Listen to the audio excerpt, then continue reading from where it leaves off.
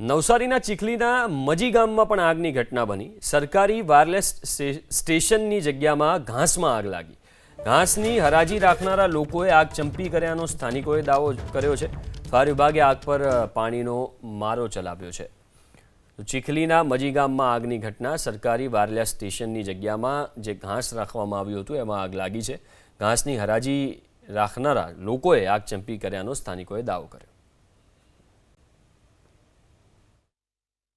એની બાજુમાં wireless station આવેલું છે, જે લગભગ 20-25 એકરનું છે। એમાં લીલું ઘાસ થાય ચોમાસામાં। એ ઘાસ જે લોકો હરાજી કરે એ લોકો આગ લગાવી દે, એટલે એ લોકોએ સાફસૂફ નહીં કરવું પડે, અને તેને કારણે એ આગ સૂકા ઘાસને કારણે અમારા ફાર્મ સુધી આવી જાય અને અમારા બધા ઝાડોને નુકસાન કરે છે।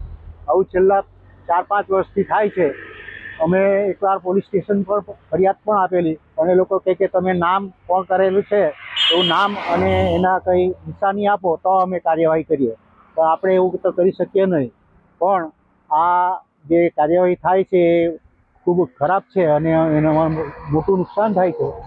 તો એમાંથી કંઈક રસ્તો નીકળે તો મીડિયાવાળા પણ આમાં કંઈ અમને સલાહ સૂચન આપે અને મદદરૂપ થાય એવી આશા રાખું છું।